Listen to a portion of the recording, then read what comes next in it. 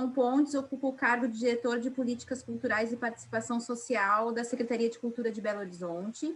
Foi coordenador-geral do Plano Nacional de Cultura no Ministério da Cultura, coordenador do projeto Escola Animada, do Polo Audiovisual da Zona da Mata e de Minas Gerais, diretor de Cidadania e Diversidade Cultural na Secretaria de Cultura do Rio Grande do Sul.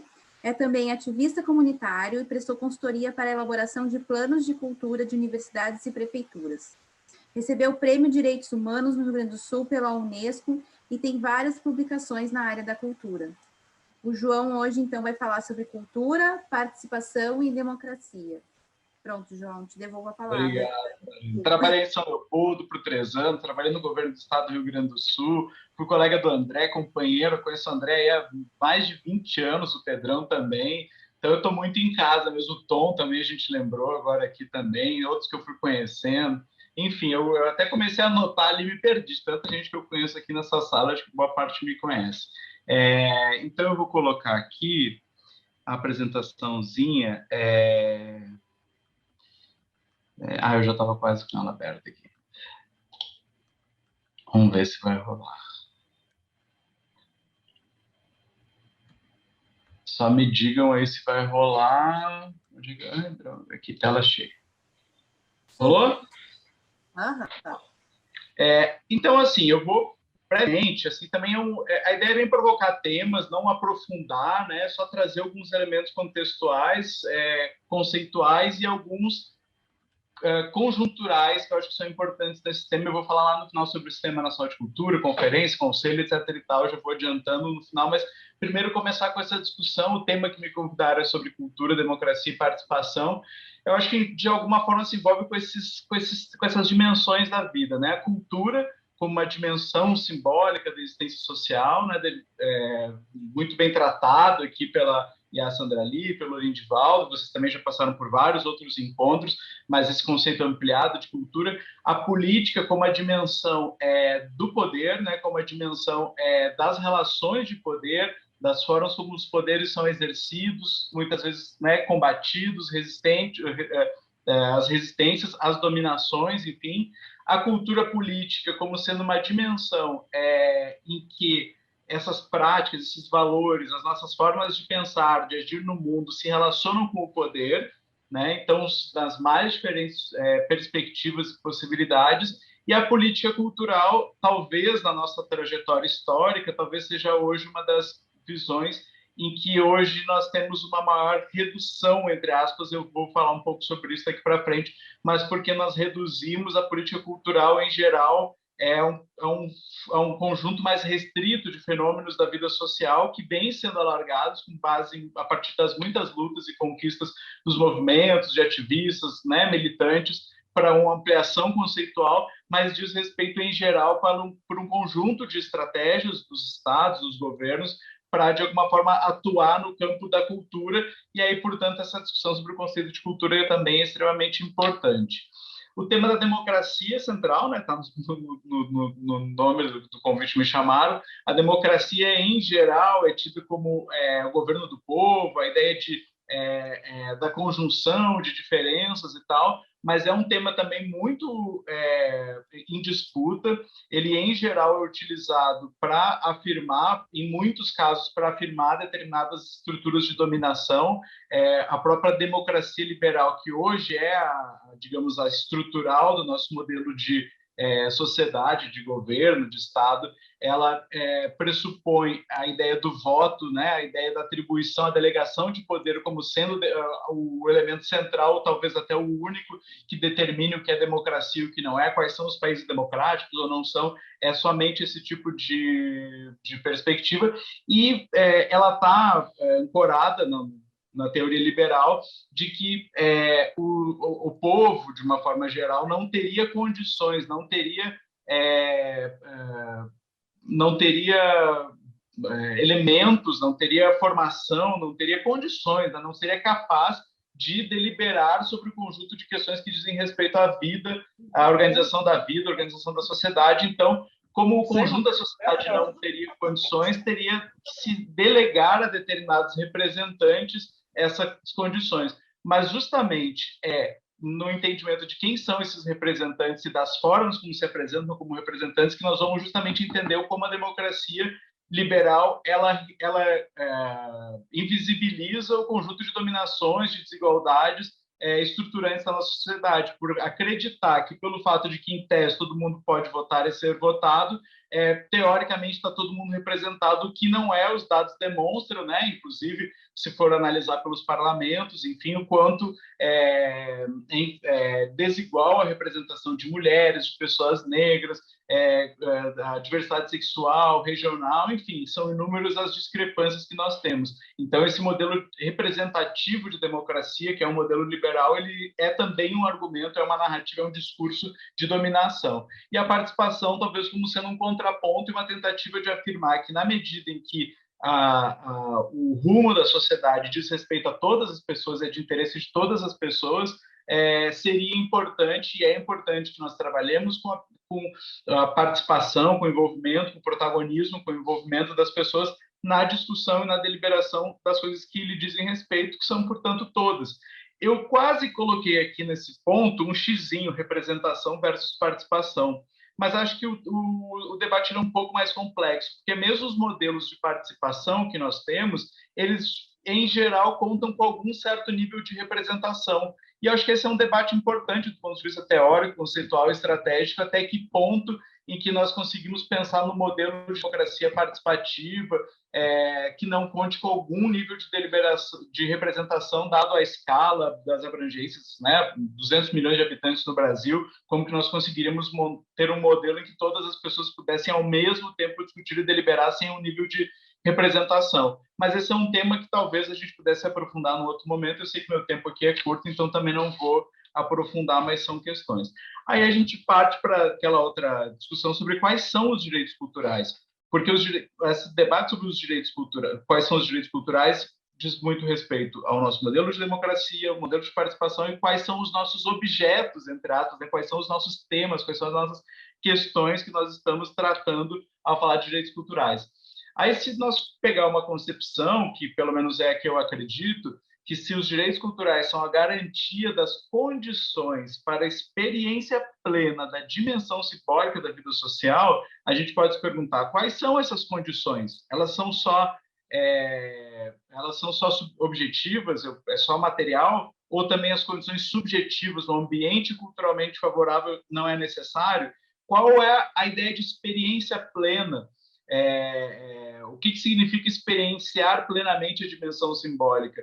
Esse debate, se a gente for fazer, eu acho que seria interessante se nós tivéssemos com mais tempo, numa roda e tal. Aqui seria um momento que eu ia lançar a pergunta para vocês, mas como a gente está com pouco tempo, mas é uma discussão fundamental para quem discute cultura e participa dos campos culturais da discussão. Ou seja, o direito à saúde não é uma condição para a experiência plena, e inclusive até pensando no direito à saúde não só numa questão médica, biológica, né? A saúde no sentido amplo. A habitação não é uma condição para a experiência plena da dimensão simbólica, as condições de trabalho não são condições objetivas e as subjetivas, né? O poder viver numa sociedade sem racismo, sem machismo, sem heteronormatividade, etc. Não são condições também necessárias para a experiência plena. Então, debater políticas culturais, debater direitos culturais é discutir muitos campos da vida social, sem dúvida nenhuma, e não somente o acesso e a produção às artes. Aqui tem um pouco dessas questões que eu estava comentando, né?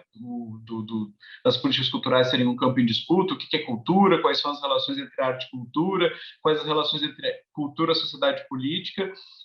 Esses são alguns temas que permeiam o debate sobre política cultural. Se nós formos analisar a história das políticas culturais, das relações entre Estado e cultura no Brasil, eu sei que o Albino Rubim já veio aqui, Lia Calabro também já veio aqui, mas só comentar alguns elementos, né, dessa história das relações entre o Estado brasileiro e o campo cultural. Nós temos um primeiro momento marcado pela ausência. Eu até utilizo o albino, eu talvez até acho que aqui talvez seja a ausência ainda talvez um termo um pouco impreciso, porque parece que a gente também está entendendo que o Estado não havia uma correlação de forças e tal, mas aqui está mais no sentido de dizer que não há, com a dimensão simbólica, né? Ou seja, não havia Estado colonizador, não havia um Estado dominador. Eu acho que talvez a ausência não seja o termo, mas o fato é que não havia uma narrativa, um discurso, não havia um conjunto de políticas institucionais para lidar com a dimensão cultural da vida social. Um segundo momento marcado pelo autoritarismo e a tese da identidade, né? O Nidivaldo também comentou aqui, né, sobre o nacionalismo, né, de Vargas, marcante no Estado Novo, na ditadura, mas com algum elemento também paradoxal, que também foi nesse período que Gustavo Capanema, Carlos Drummond de Andrade, Cecília Meirelles, muito do ambiente modernista foi fortalecido nesse mesmo período, em que, por um lado, né, se afirmava a ideia de uma identidade única, a tentativa da identificação de qual seria a grande identidade do povo brasileiro. Um terceiro momento marcado pela cultura vista como um grande negócio, é aqui que nasce a Lei Rouanet. Esse é o discurso formal, institucional das políticas públicas do Estado brasileiro, nessa ideia de que a cultura é um negócio, né? Dá dinheiro, é bom para os empresários, ajuda a desenvolver a economia, associado ao marketing, associado, né, à publicidade, né, a agregar valor às marcas, enfim, que estivessem investido no setor. E aí nós temos um período, no início do século XXI, de afirmação da dimensão das políticas culturais a partir da lógica dos direitos, com diversidade e autonomia. Eu vou comentar um pouquinho sobre isso. E aí fica a pergunta, qual que é a marca que nós temos hoje? E aí eu acho que quem tem feito quem tem analisado, né, quem tem acompanhado, a gente vive, por um lado, uma força do crescimento do autoritarismo e do nacionalismo, né, da ideia da identidade única, protofascista, né, se a gente for pegar os discursos, né, do que é a ideia de família, do que é a ideia de masculinos e femininos, sexualidade, a gente tem do ponto de vista dessa dimensão simbólica, ao mesmo tempo que um governo a gente percebe que hoje está em crise, né, mas uma base neoliberal. A gente pode perceber a crise, inclusive, que se apresenta no campo das políticas culturais, que horas ataca a Rouanet, mas mantém a Rouanet, horas afirma, né, aquele ministro que eu esqueço o nome, também nem faz questão de lembrar, aquele nazista que foi saído, tenta a ideia da arte nacional, da cultura nacional. Enfim, a gente percebe que no campo das políticas culturais oscila, é um campo muito em disputa, a presença dos militares e tal, sobre essa base mais protofascista nacionalista e a base mais neoliberal, certamente por influência das grandes empresas sobre o governo, porque a Lei Rouanet, de fato, é utilizada como uma estratégia de marketing por boa parte do grande capital nacional. Então, a gente percebe que hoje né, tem discursos diversos e práticas institucionais diversas em disputa no momento. E, de alguma forma, também o campo progressista também se articulando na resistência, até mesmo se articulando com campos que defendem essa lógica mais neoliberal do Estado, com campos que defendem uma visão mais de estado de bem-estar social e de presença.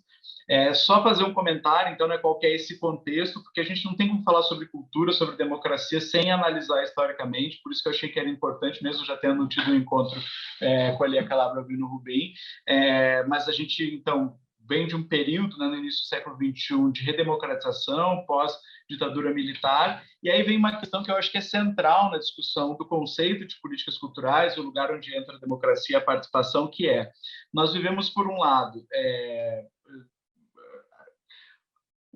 um contexto de Guerra Fria, em que nós tínhamos, de um lado, uma visão do papel do Estado como sendo absolutamente liberal, que, digamos, simbolizado pelo bloco norte-americano, e uma visão não só pela União Soviética, mas por outros estados no período, né, do nacionalismo na Alemanha, enfim, de uma ideia de que o Estado determina os rumos e a identidade cultural. Eu acho que o Brasil, acho que talvez uma das grandes marcas do Estado brasileiro no início do século XXI, com Gil, com Juca,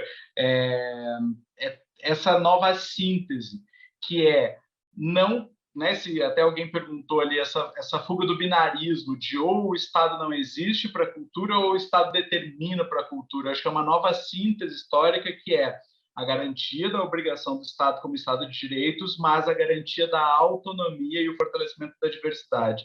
Eu acho que essa síntese histórica, e a gente, né, essa coisa da síndrome de vira-lata, muitas vezes não percebe a importância histórica, né, dos avanços que se construiu no Brasil no campo das políticas culturais, uma síntese histórica, referência para o mundo inteiro, nesse fortalecimento, né, dessa fuga desse binarismo e a construção de uma ideia de Estado de direitos com autonomia. E aí um conjunto de elementos que passam, que embasam, né, também no campo da cultura, né, essa oposição à ideia da cultura como posse e a valorização dos saberes, fazeres e sentidos. Achei muito legal a Sandra ali falando sobre viver um processo artístico, achei lindo, anotei aqui também, estava pegando, é exatamente dessa dimensão que a gente está falando, não estamos falando somente das artes, também a gente está falando sobre ter cultura, sobre ter cultura. Eu tenho cultura, fulano não tem cultura, eu sou uma pessoa de cultura, fulano não tem cultura. Todo mundo tem cultura, somos seres culturais. A ideia de identidade única e pluralidade, né, como eu comentei do nacionalismo, a pluralidade é um elemento central do debate mais contemporâneo de políticas culturais, mas eu até não oponho a diversidade, porque eu acho que o conceito de diversidade, para mim, é mais do que pluralidade.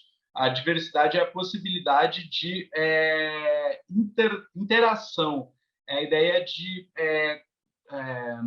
compartilhamento, é a possibilidade de conhecer e se desconstruir na diferença. Porque se a gente entende que diversidade é somente o reconhecimento da pluralidade, pode cada um ficar no seu canto e viver e tal, já é um avanço civilizatório, mas eu acho que a diversidade é muito mais, é potência, a diversidade é alteridade, se colocar no lugar do outro, da outra, e aprender, se recolocar, se deslocar, se provocar.